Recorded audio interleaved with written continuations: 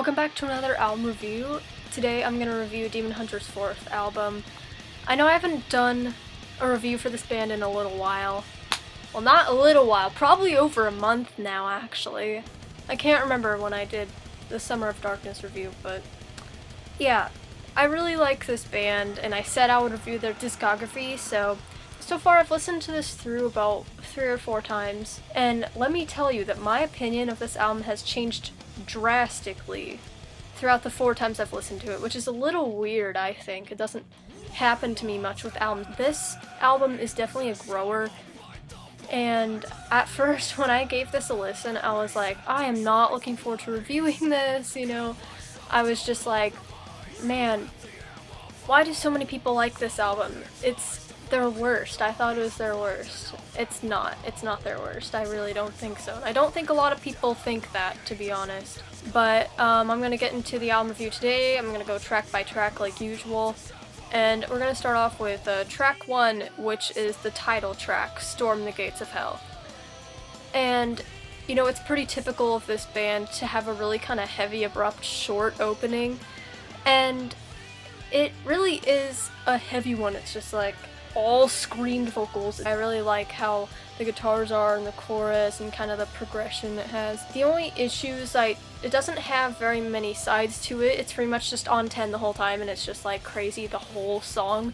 And it's a short one, like I said. It's less than 3 minutes. It's about 2 minutes and 40 something seconds, which is really short, and it's just craziness. I would have maybe made the bridge a little softer, the verses a little bit more calm to kind of balance it out, you know. But overall, that's not a huge complaint. I do really like this one. Track 2 is Lead Us Home. And Lead Us Home is one of those songs that if I wanted to get someone into Demon Hunter, I would show them this song because it's got a really nice melody to it. And, you know, one thing I have to applaud is the transition from track 1 to track 2. It really is nice. It really just flows. The main guitar riff is really reminiscent of Summer of Darkness, and then the chorus is kind of like really just surprising and really catchy because the verse is really like intense and aggressive, and then the chorus is just really nice. It's an interesting mix, I think. It's definitely a standout track, and it's one of my favorites. I find myself humming it all the time, literally, probably more than any other song on here. It's like one of their catchiest songs. Track 3 is 16, which is a very interesting song title. I was wondering why the title is 16. It's kind of random. And then I found out that Ryan wrote it about bands who like claim to be Christian, but they're like really not, and they're just like lying for like, I don't know, publicity or something, for an easy way to market themselves, and they're not actually like Christians, they just say they are to draw this audience. And it's about how they have their 15 minutes of fame, and I guess this is supposed to be the 16th minute or something. I think that's why they called it that. But yeah, this song uses strings. It's very nice opening, and it's really funny because leading into the verse there are these really pretty strings, and they're very elegant. They're very like held out notes on the violins. And then the guitars are like abrupt, really down-tuned and just like menacing. And it's funny because this is going on at the same time, you know? And it's like, it almost kind of goes together, but it's kind of weird at the same time. It is a very like 3-dimensional song. There are a lot of different sides to this one, you know? There's the opening with the strings, and then the actual verse is really just intense. I think I would actually call this a standout track. Track 4 is Fading Away, and this is a really good one actually. It's definitely a standout track, I'd say. And it's single material. It's like, it's kind of more mellow, it's like more subdued, it's not quite as like aggressive as like the title track or something.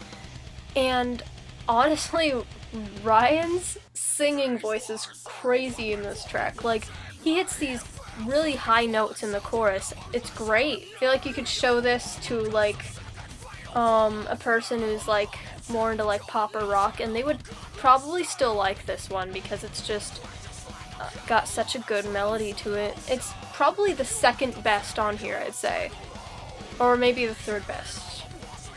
It's up there. Track 5 is Carry Me Down, and this is one that I really really like connected with just within the first couple listens, and it manages to be very interesting, but it's also really subdued. It's one of those ballads where it's really just nice and soft and really calming, and lyrically, apparently it's a love letter that Ryan wrote for his family and friends and what he would want them to know after he died, which is deep stuff. It just kind of like gets me a little bit emotional sometimes when I listen to it. I don't really know why. The chorus is just one of the best things ever. It is one of the best choruses on the record. Track 6 is A Thread of Light, and this is definitely my favorite. I definitely think it's the best on here, and it's kind of a change in pace. Like the opening to it reminds me of kind of like Summer of Darkness. It just seems it's really heavy and everything and just crazy. But the chorus makes the song, and the chorus is just amazing. And it has kind of an angry verse, and basically it's a good idea for them to put this song right in the middle of the album, because usually the middle of most albums kind of get cluttered with filler tracks, but then this one just kind of like makes it to where there's no way it's filler at all. I really like the kind of uneasy sounding guitars, and basically the lyrics are about how Demon Hunter is a band. A lot of like really strict Christian parents won't let their kids listen to Demon Hunter because they're like evil, just because they're like an aggressive sounding band, just because they're heavy metal. People automatically assume that they're demonic, and they're not. It's quite the opposite, and this song's kind of talking about that and how they're like rejected by people. Yeah, it's kind of interesting lyrically. I think it's good. And so, yeah, that's definitely my favorite off the album. Next we have track 7, which is I Am You, which is kind of a weird song title, to be honest. It's like, what? I Am You? You know what I think of when I hear that song title? I think of some kind of dark RPG, video game, where like this like character with a dark, like unsettling past has a dark side, and the dark side is constantly screaming to him in his dreams, I am you, you are me.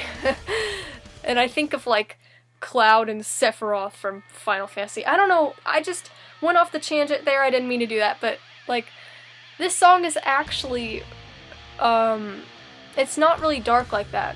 Basically, this song apparently is called I Am You because Ryan is trying to like sympathize. He's basically saying like, I've gone through the same struggles of being like an outcast or whatever. I think that's kind of what it's trying to say, which is a nice sentiment, to be honest. And I think that while the verse is just like really quick and heavy, it's another one of those songs where I'm like trying to read the lyrics to the album and I'm like not even keeping up because it's just so fast. And I'm like, what? It's hard. It's hard to understand this verse, to be honest. And the chorus is really memorable and catchy, really nice. It's easy to grasp onto. And I do think that the bridge could have been better vocally, because like it just kind of like echoes and echoes, and the instruments, the guitars are kind of like coming in and out in the verse, and then the drums are just kind of constant and steady, and it's like, they could have done a little bit more, I think. The guitarists are pretty good in the bridge. And I wouldn't really call it one of my favorites, but I wouldn't call it one of my least favorites either. It's pretty good overall. Track 8 is Incision, and this is one that I'm really excited to talk about because it really like shocked me when I listened to it. The first 2 times I listened to this album, I didn't even pay attention to Incision. Like literally when I was going to listen to it the 3rd time today, I came across track 8 and I was like, Incision? I don't even remember that title. The guitars stand out so much because there's a lot of like character and tone to them and a lot of feeling. The chord progression is kind of like unsettling and kind of almost random. And honestly, the melody in the chorus and just kind of how it's structured, it's weird for Demon Hunter. You don't hear a lot of Demon Hunter songs that sound like this. In the chorus, they kind of like trade off these more intense, passionate singing, and then the kind of like subdued backup harmonies. They kind of like trade back and forth, and it's really good. It's a nice mix of everything. Track 9 is the song Thorns, and this is one that kind of like tackles a difficult subject matter, which is self-harm. I think Ryan articulated it really well. I think that he did a good job describing this. And musically, it's definitely a ballad. It's more calm and kind of like medium paced, and it has exclusively just clean singing, you know, no screaming in this one. And screaming wouldn't really fit with this one. The only issue really with this song is that the guitars really need to be more present. It was very vocally centered in the mix. But overall, like, it's kind of a moving song, it's an emotional song, and I think it accomplished what it was intended to accomplish. Track 10 is Follow the Wolves, and this is one that I do like. It really, really reminds me of Outlive. I do like kind of like the piano and the electronics, you know, in this song. It kind of gives it a different kind of vibe. The bass in the beginning is really great too. It's kind of like, it's totally like drop tuned, and it's like just kind of like it rings out. It sounds really good. Again, I'm gonna complain about the mixing being way too focused on the vocals here. It's all vocals, nothing else, like especially on this one. It's like, you have Ryan's kind of scream vocals in the chorus, and then they all kind of sound even, you know, the instruments are there, and then the scream vocals are just kind of right where the instruments are, and then the clean vocals in the chorus come, and it's like way out in front, like way out in front, and it's like, what? When you really focus on it, it just like, it's like, what did I just listen to? Other than that, I think it's a pretty good song, and I like how it sounds like Outlive and everything with kind of like the little bit of electronics and stuff. It sounds pretty good. Track 11 is Fiction Kingdom, which I thought was a very interesting title. And one thing about this song that I liked was in the verse, I feel like the guitars just sounded so much like the triptych. It is a really angry song, and it's depicting someone who worships a false idol.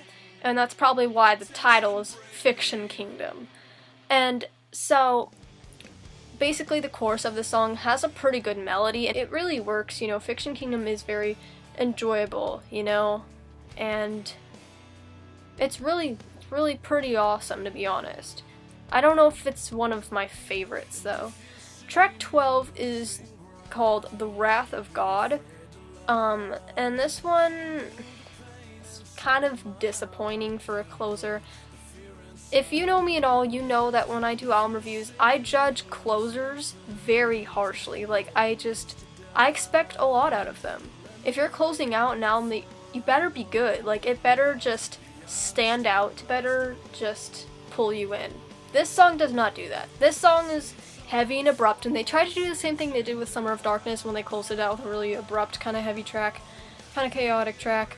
They did the same thing with this one, and it's the weakest on the album, I think, but, you know, the good thing is this album is so good that for this to be the weakest is kind of a good thing, to be honest, because it's actually not that bad.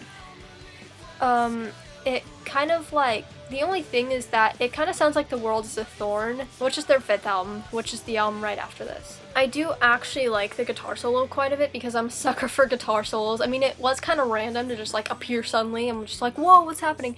But I think it did kind of save this song. That's my thoughts on Storm the Gates of Hell by Demon Hunter.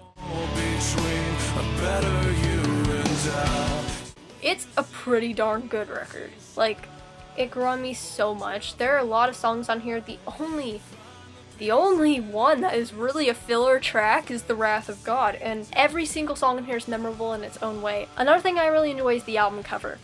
It's kind of like, it has a kind of weird color theme to it. It's like kind of brown and like blue. It's almost looks moldy a little bit. I don't know how to describe it though. It has their original logo on the cover, which I really love. Yeah, I really enjoy this album. Please tell me what you thought of this album in the comments below. Please leave me suggestions for what album you want me to review next, because I'm open to suggestions. And thanks for watching, and see you in the next video.